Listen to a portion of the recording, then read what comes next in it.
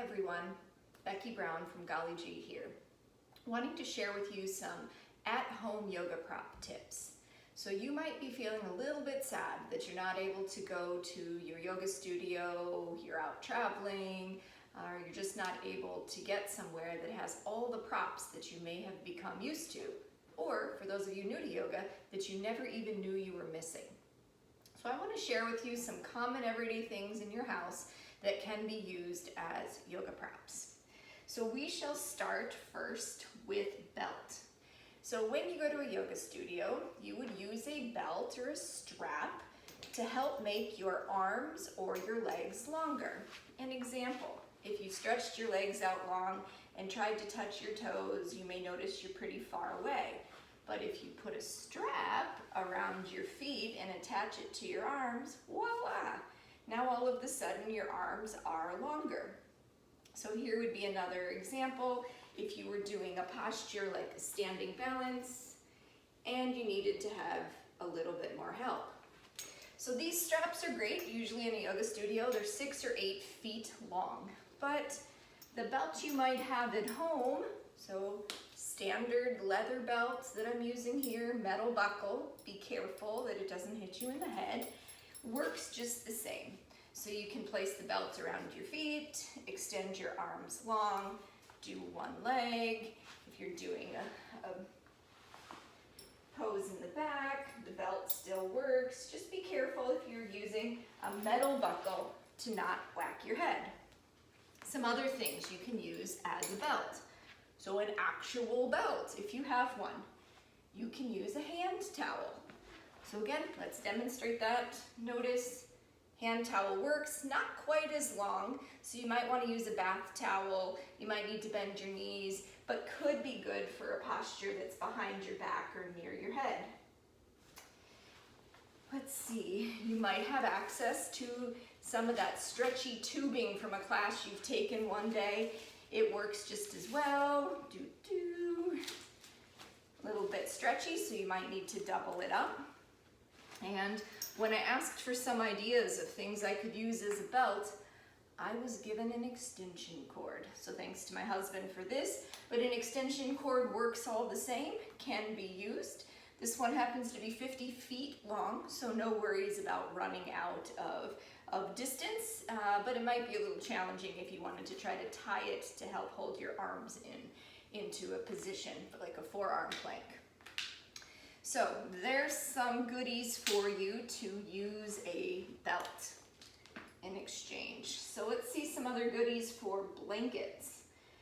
So you may come to love yoga blankets. They're one of my favorites. If you're going to invest in any prop to bring with you to a studio, a blanket would be what I would use if your studio doesn't offer them. It makes the ground softer, so when you're kneeling, you can keep your knees on here, not your wrist, but your knees on here. You can fold it up to help make a more proper seat. When you're in just a seated position, helps elevate the hips, tilt the tailbone a little bit forward. So options, we all have towels around the house. Beach towels or bath towels can be used. So beach towels and bath towels. You could also use a blanket. So I went and found this lovely blanket from grandmother that's been hanging out in the closet. It was handmade with love sometime in the 70s, and it's probably been sitting in a closet since the 80s, but it too can be used as a blanket in your yoga practice. All right, let's move on now to blocks. So blocks, why would you use them and what might you find in a yoga studio? So you might find some blocks that are made out of foam. If they have a line in them, they're usually a little bit denser and a little more sturdy. You might find some made out of wood. You might also find some made out of cork. So today I'll show you how you might wish to use them. So if you were in a lunging position and you were trying to touch the ground, you may notice that the ground is a little challenging. So if we bring the ground a little higher to us with blocks, we have 3 levels. The highest level, the second level, and the lowest level. So what do you do if you don't have these fancy studio blocks at your house? Lots of different choices of what you can do. So here I have some plastic containers that I use to keep rice in my cabinet. So rice, I got barley in this one, and look, they do the same thing. They make the ground a little bit higher. What other things could you use? So a little less stable, depends how high you need the ground to be, but it could be cans. You could lean into cans. These happen to be cans of tomato soup.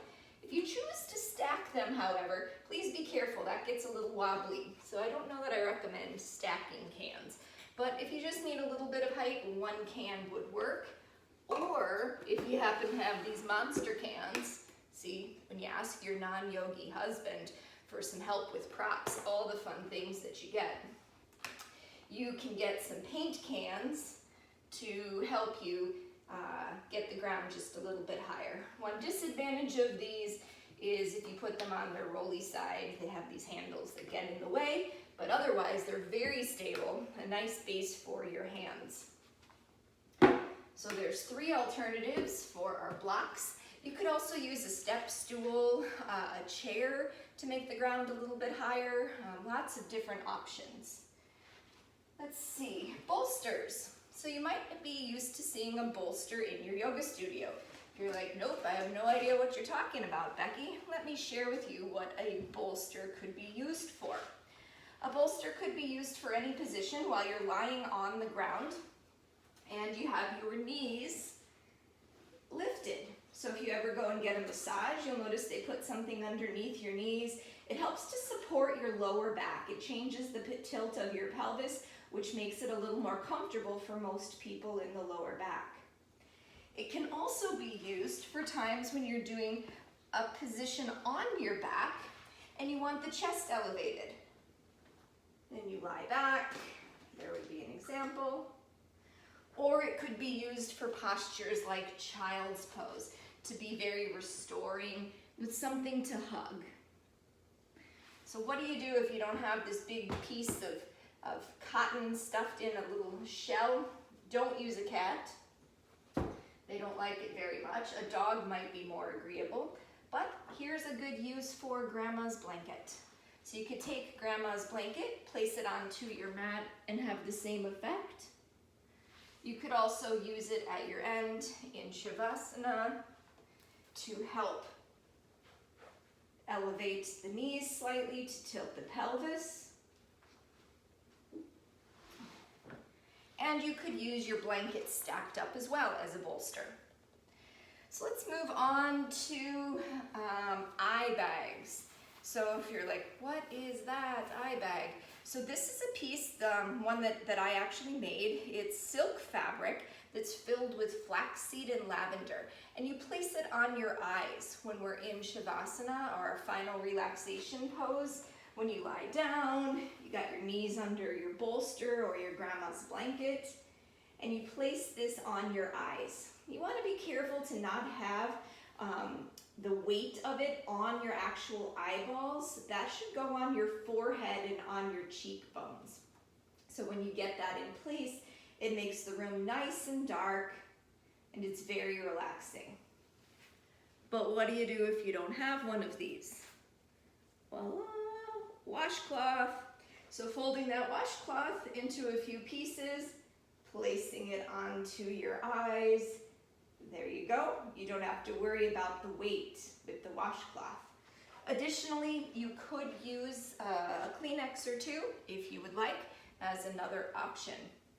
So eye pillows. Now let's talk about sandbags. If you've ever been to a restorative yoga class or an opportunity to have a class that uses any weight to help ground you, there are several times where you will often see it. So it could be in a posture like where you would be on your back and the weight would be on your hip bones. It could be in a posture where you're working on having the legs come out with weight to help hold the leg down. It could be in a posture if you were leaning up against the wall with your legs up the wall. So normally the back of you would be touching a wall, not here. This again, I do not recommend a cat, but what can you do as an alternative to this? So as an alternative to a sandbag, you can use food. You can use big containers of rice. You can use containers of beans or seeds, anything that you might have. So this happens to be a 5-pound bag of rice if you have bags of coffee. So look, it works just the same. If you come and you sit, it can be weighted. Can also serve as a weight, even though the packaging is a little bit slippery, but it can still sit and to help hold down my knee. I'm gonna balance out, do both sides.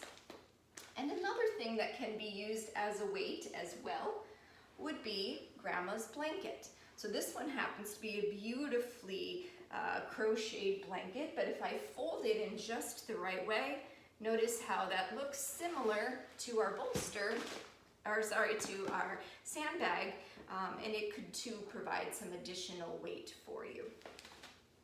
All right. The final prop that I want to share with you today that you could make from home during our home-based yoga practices would be these little tiny balls. If you've never used one, I highly recommend getting them. They're fantastic to place on the ground and to roll under your hands. If you're standing while you're holding on to something for balance, rolling it under your feet with a little bit of weight on it. This, I don't actually have a suggestion for you because this is a dog toy. So what I'm already using isn't some special fancy prop that we have out here. It's a hard little rubber dog ball that I found at the dollar store. And I use it in my classes, I use it at home to help open up some of our fascia, to get into some trigger points of areas. So I highly recommend one of these little balls. So what are some alternatives if you happen to have them? So you might ask, golf balls? You can. They're a little bit hard and a little bit small. So if you choose to use them, have a little more caution because they can get pretty deep. This one is rubber. As you can see, it bounces. You could use a racquetball.